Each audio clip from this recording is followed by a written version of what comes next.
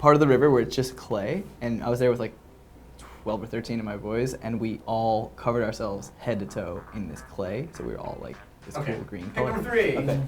What is going on, my internet friends? Welcome back to FFS. I'm Heath Pierce. This is Pat Inferna. Pat, let's talk about your weekend results and week's results. Let's just talk about your results in general. 2 for 6. Just another strong week for you. Another bad week. Who would have picked Barcelona? Better than 0 4-0? and 6. Yeah, better than 0 and 6. But I got both my Wednesday games right. I'm Okay. a Wednesday heavy guy. Always have been.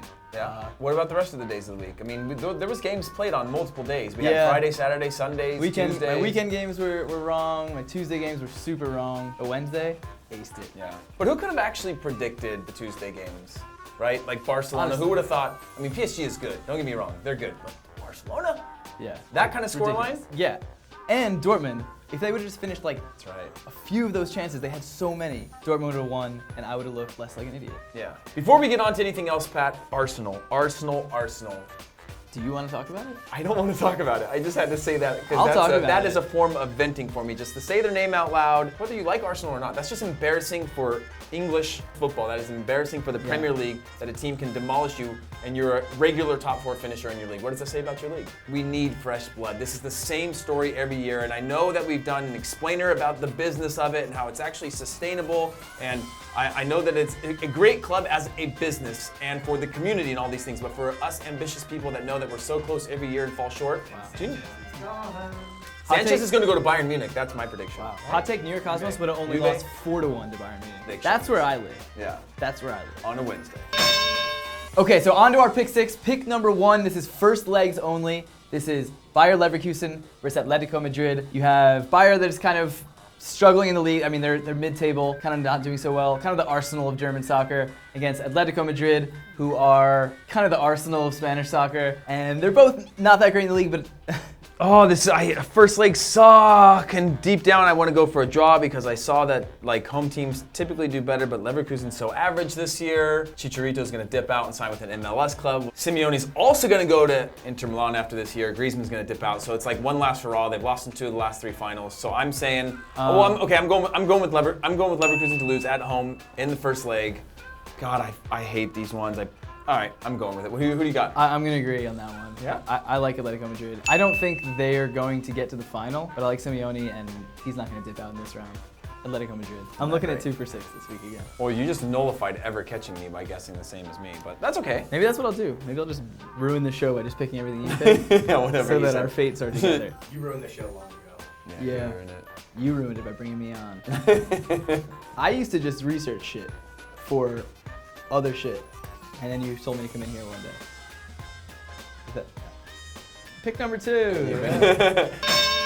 All right, Pat, pick number 2. Manchester City playing at home in the first leg against Monaco. This is Manchester City lost in the semifinals last year. Brought in Pep to win a Champions League. You know this is their main focus. But they also did just move into second place in the league. Gabriel Jesus, who's been their resurgent, is now injured. And then you have a Monaco side who's like the top scoring team in Europe. They're the most fun. They have all this talent. Thomas Lemar, Bakayoko. I can go on and on and on about the players. Me too. There's guys that we haven't even given love yet that are still performing better. Yeah, you too. That are still performing better than some of the most well-regarded players in Europe right now. So who do you got? And this isn't my usual disrespect for Man City. I am sticking with the team that I always pick for.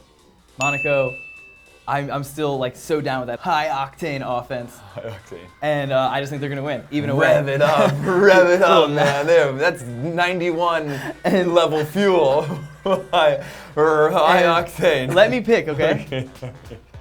Because I'm gonna win this week. Monaco wins this one. Brought to you by Even away. I Top picked 2 Tier. away teams. This is such a nightmare. I'm already losing. All right, I'm going with Manchester City. Okay. That's a fine separation. And anybody who prefaces something by saying this is not because of my hatred for Manchester City is saying this is because of my hatred for This is a Manchester high City. But you octane have pick. this is my high octane pick is Manchester City because they're at home. They brought in Pep to win this tournament. Their defense sucks, and I think that they will give up an away goal to the top scoring team in Europe. That's natural. We saw Napoli, top scoring team in Italy, score against Real Madrid. That series is over, but they did score that away goal. I think Monaco will score that away goal, but Manchester City win and go through over 2 legs. But that's not what I'm predicting. I'm predicting just a win for Manchester City at home. I don't know what high octane means. In a high I don't know how octane, in to a say high what octane I- way. You definitely don't own a car.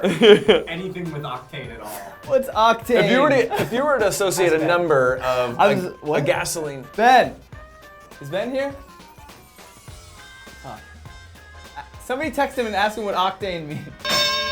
Pick number 3, Porto, the best defense in Portugal versus Juve. Who do you have in this one? All right, well, Andre Silva, 21-year-old attacker, one of the best young attackers in Europe, playing against Higuain. I'm going with Juve on this one. Yeah. These games are so hard to guess because of the strategy of 2 legs, but it is 1 leg, and I have to make a decision, so I'm going with Juve beating Porto away from home because Higuain's got 8 goals since the new year. I'm going to pick Juve. It's all about Higuain. I think it's just an easy pick. Juve's going to win this one. No disrespect to Porto, but like I'm going with the easy picks here. Yeah, I'm a little low octane right now. All right, pick number 4, Pat. Sevilla against Leicester. Sevilla have actually been pretty good this year. You've got Nzonzi, you've got Vasquez, you've got Ben Yedder, all been very, very good. Playing against Leicester, who are just awful. They are dog shit. They have been really, really bad. But there's something special about the idea of them potentially relegating and winning the Champions League a year after winning a championship. Continuing one of the greatest sports stories ever. Who do you got in this one? I'm not gonna pick Leicester. I just do not believe in that team at all. Yeah. And I like Sevilla, and I think they're gonna win. Yeah. Who do you have? I've got Sevilla. I don't have the right to say anything major anymore. Sevilla's main focus now has to be the Champions League. They're not going to finish second in La Liga. They've had a great run, but this is where they can actually make an impact and have a respectable finish. Now I think if they go 1-2 more rounds, I guess 1 more round, I think that's pretty respectable, and I think they're going to beat Leicester. Leicester are so unpredictable, but like I don't believe in Jamie Vardy the same way that nobody believed in Jamie Vardy outside of last year. Mad respect for what they did for that 1 year. Something we'll cherish. It was a Talk high about it forever. octane year. It was a high octane year, but I'm going with Sevilla, hands down, hands whatever you want them to be. Sevilla's going to win this. Pick number 5. It's El Super Clasico. Not the one in Argentina, not the really important one that used to be played in LA between LA Galaxy and Chivas USA, which used to stop this country. All eyes were on that game. I played. Yeah. Oh, yeah. So I'm just kidding. No. I didn't mean to be disrespectful. No. Oh, I thought you were being serious. No, but seriously, everybody remembers this fixture. Man landing on the moon, D-Day, building the pyramids, El Super Clasico de LA. Anyway, the real Chivas are playing Club America in Mexico's Super Clasico. You have Chivas who are in 4th place, doing pretty well to start the season. Alan Pulido only has 1 goal in 6 games, but still a tremendous player. Against America who are struggling a little bit. Who do you have in this one?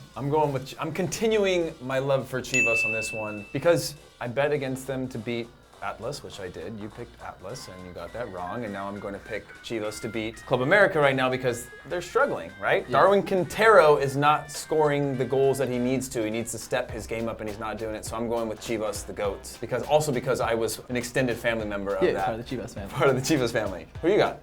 I feel like I'm picking a lot the same as you. I'm definitely going with Chivas. Oh, wow. I just like, they're at home, America's struggling, it's low octane. I got a high octane pick for Chivas. Cool. Can't argue that. All right, Pat, pick number 6, our final pick of the day. Gladbach playing at home versus RB Leipzig. This is a question of, is RB Leipzig's run over? Is the dream over? Is it, let me finish. Okay, Gladbach are a mid-table team, a little bit more disappointing than they performed last year. Leipzig, on the other hand, have Timo Werner and all these really cool performers, and they've been this highlight to some people and a low light to people against modern football, but they've been something fun to watch. They competed with Bayern for a while, but now this could be their 3rd loss in a row. Do you think they have what it takes to win this game and kind of stay in that 2nd place and solidify themselves as we are going to finish 2nd, or is a 3rd loss in the cards? I think a 3rd loss is in the cards. I'm stoked. It's done. Red Bull's done. I mean, they're still going to finish top 4 and probably play Champions League or whatever, but the fake hysteria over Red Bull is over. They're going to finish 3rd or 4th, and it rules. I'm amped up. I do think the buzz is over. I do think that they were overhyped. I mean, they have talent, but they don't have the talent to compete with Bayern Munich over a full season. I don't think they have the talent to compete with Borussia Dortmund over a full season consistently. Yeah, of course, they're ahead of them in the table, and Dortmund have their own set of issues this year, but I think that even if you look at young talent versus young talent, Dortmund have more young talent than they do. So I think that buzz is over, but I do think that they'll beat Gladbach away from home this weekend because they've lost 2 in a row. They know that they need to bounce back, and they've proven that they can beat teams regularly. But if it is 3, then I think like a top 4 finish should be their goal, not 2nd place anymore. Just stay in the top 4, get Europe, get money, start a new season, go after 1st place again for a while. Evil is destined to lose.